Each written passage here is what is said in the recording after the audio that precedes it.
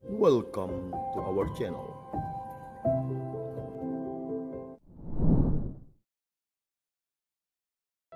Bapak Ibu, saudara-saudari, serta pencinta Riak Sabda dimanapun Anda berada, jumpa kembali dalam renungan harian Riak Sabda edisi Sabtu 29 Oktober 2022. Injil diambil dari Injil Lukas bab 14 ayat 1, 7 sampai 11. Manusia atau diri kita sebagai manusia memiliki kecenderungan untuk memiliki sikap keegoisan, yakni minta dihargai, minta dihormati, didengar, dipandang penting kehadiran kita, baik dalam kehidupan keluarga, komunitas, masyarakat maupun dalam kehidupan menggereja kita. Kecenderungan kita sebagai manusiawi, kemanusiawian kita muncul untuk minta dihargai dan lain sebagainya. Sikap egois tentu sikap untuk dirinya sendiri atau kepuasan dirinya sendiri. Tentu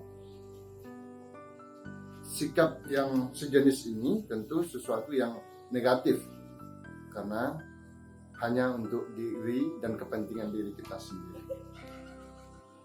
Kerendahan hati itu lawannya kesombongan. Kesombongan pasti di dalamnya adalah keegoisan itu sendiri.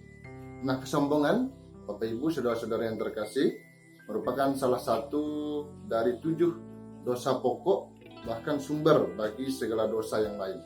Kesombongan. Orang sombong memiliki sikap-sikap yang negatif di dalam kehidupan. Jelas bahwa kesombongan atau keegoisan yang dimiliki tentu bertentangan dengan martabat manusia Kristus sendiri, yakni Yesus Kristus sebagai sumber dan dasar cinta kasih itu sendiri di dalam kehidupan kita sebagai orang beriman. Oleh karena itu, manusia yang baik itu tidak akan pernah menganggap dirinya penting, harus dihargai, dan melebihi orang lain.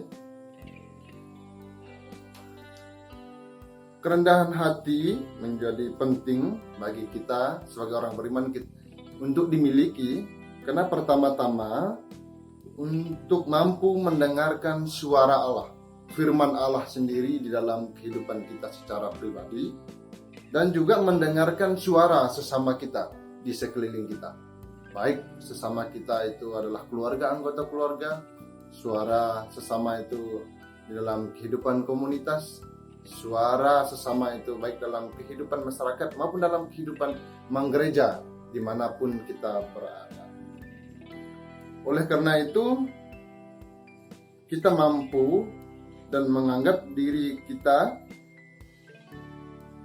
tidak lebih dari orang lain, bahwa diri kita bukan harus dihargai oleh orang lain atau diterima pendapat-pendapat kita dan lain sebagainya, tetapi kehadiran kita atau pelayanan yang kita miliki, yang dipercayakan kepada kita masing-masing, sungguh menuntut diri kita pertama-tama memberikan kasih itu sendiri di dalam kehidupan sesama kita.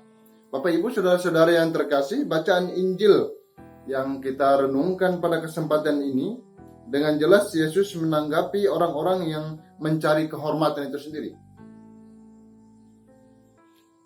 melalui perumpamaan yang Yesus sampaikan, yakni tentang menghadiri undangan pesta perkawinan. Orang berlomba-lomba untuk duduk di depan untuk minta dihargai dan lain sebagainya. Di dalam bacaan Injil, sesuatu yang bisa kita renungkan ialah duduk di tempat yang rendah. Artinya bahwa menempatkan diri kita tidak lebih penting dari orang lain, bahkan membiarkan dan mengutamakan orang lain di dalam kehidupan kita. Hal ini menjadi tentunya evaluasi bagi kita sebagai orang beriman dan juga teguran bagi kita sebagai umat Allah yang harusnya seperti Yesus. pertama-tama datang bukan untuk dilayani, tetapi melayani. Sebagai orang beriman tentu memiliki tugas yang sama. Pertama-tama melayani cinta kasih Allah di dalam kehidupan kita. Bapak Ibu, saudara-saudari yang terkasih, pertanyaan bagi kita sebagai orang beriman ialah, bisakah kita sebagai orang beriman memiliki semangat kerendahan hati? Kenapa? Karena kerendahan hati menjadi penting untuk melawan sesuatu yang negatif, kecenderungan kita sebagai manusiawi kita, secara khusus sikap keegoisan dan kesombongan tadi. Kerendahan hatilah yang mampu melawan hal itu semua.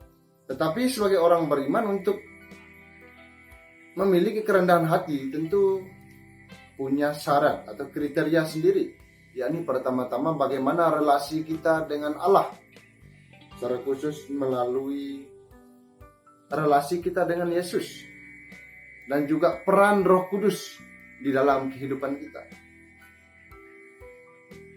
Maka perlu peran Roh Kudus dalam diri kita untuk memiliki semangat kerendahan hati. Bapak Ibu, saudara-saudari yang terkasih, oleh karena itu tugas kita sebagai orang beriman ialah membiarkan Roh Kudus bekerja di dalam diri kita, di dalam hidup kita.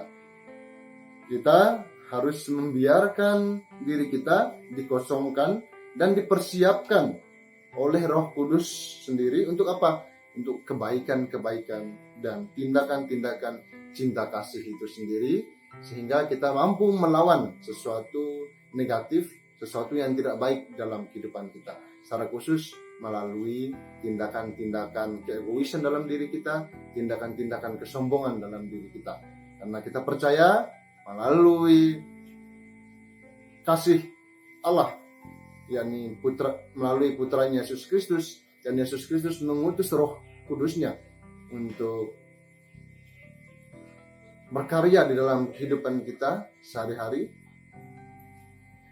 Kita mampu untuk tetap setia dengan iman kita dan tetap mampu menghadirkan cinta kasih Allah di dalam kehidupan kita, menghadirkan semangat kerendahan hati di dalam kehidupan kita, sehingga kehidupan kita sebagai orang beriman sungguh-sungguh menghadirkan cinta kasih Allah, kedamaian, kesejahteraan bagi kehidupan kita pribadi, baik dalam keluarga, masyarakat, maupun dalam kehidupan gereja kita.